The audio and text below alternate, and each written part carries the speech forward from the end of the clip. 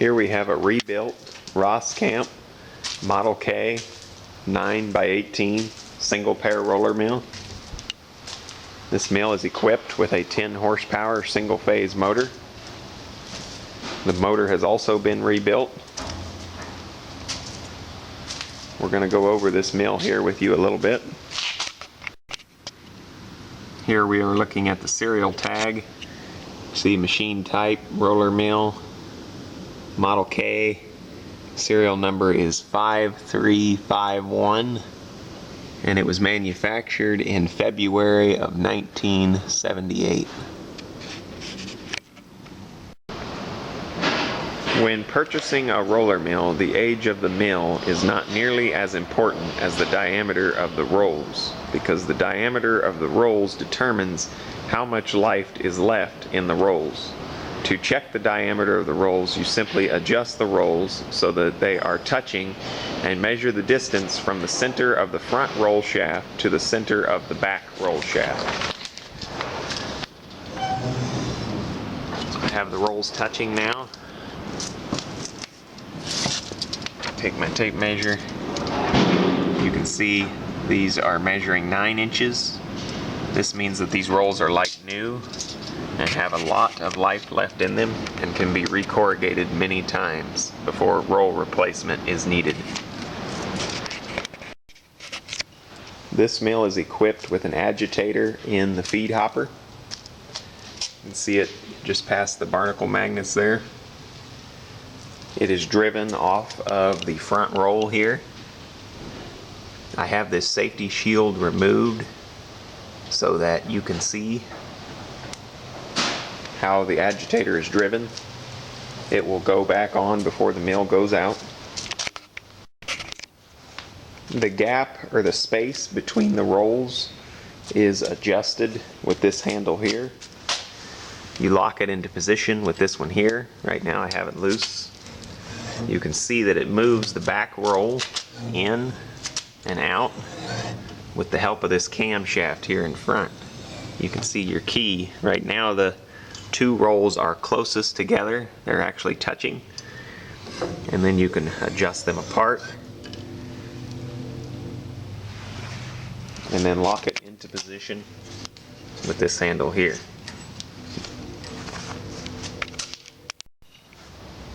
When you are adjusting the gap between the rolls with the handle here, it adjusts it on both sides at the same time. You can see this side also has the camshaft end, which moves that back roll, and that's how the gap stays true all the way across the mill. Down here at the bottom you also have your secondary roll adjustment. This you normally wouldn't use unless you had the rolls out and had them recorrugated, and you could set it with this. This is on both sides at the bottom of the mill. You could set the gap between them. I've talked in my other videos with this dust cover removed. You can see it. I put a feeler gauge in there and use that to set them at about 20 thousandths. And on both sides using this adjustment, and then this one takes over up here so that you can adjust it while the mill is running if you need to, or before while you're setting up to run. This one here has about 3/4 of an inch of adjustment with the cam.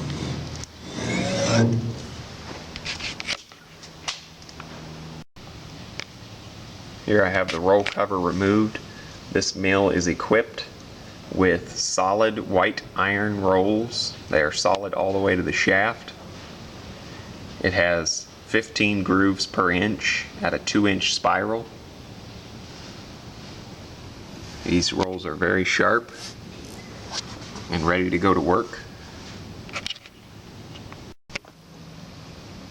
Since this mill is equipped with fine grooves, you can run a wide range of products through it, from corn, milo, wheat, oats, and barley, and other large granular like material and grains.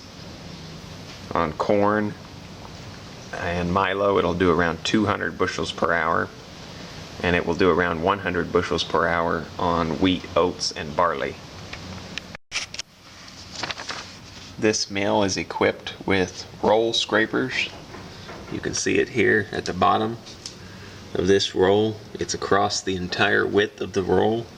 This helps prevent excess granular material buildup on the rolls. These rolls are extremely wear resistant and will do about 100 to 150,000 bushels of large grains, and you'll probably get even more of small grains through it before recorrugation is needed. These rolls can be recorrugated many times. The manual talks about them being able to be done 10 to 15 times before they are too small to use. The finer the grooving, the more times they can be recorrugated and put back in your mill and put to work. The larger the grooving, the less times they can be recorrugated. However, you would also get more product through before recorrugation is needed with larger grooves. Another feature this mill offers is these compression springs. These protect the mill from hard foreign materials such as a stone. They allow the roll to open and pass the stone through with little to no damage to the rolls.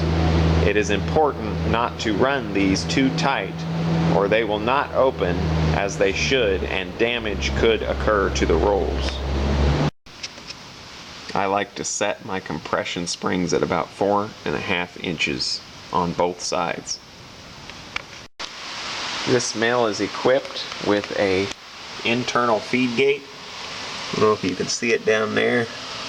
It can be adjusted with this lever here. Right now I'm opening the feed gate.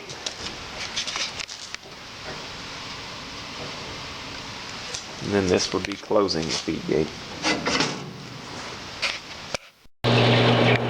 Here I have the Roskamp Model K 9x18 single pair roller mill running for you. Very nice, quiet. This mill is ready to go to work. I've had it running for about 20 minutes now, just putting it through its paces, checking it over.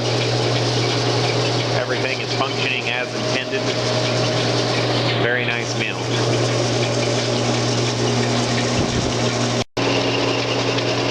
Wanted to do a quick video showing the internal workings with the shield removed. It is important to always run these mills in your plant with the shield in place. This is just for a quick demonstration.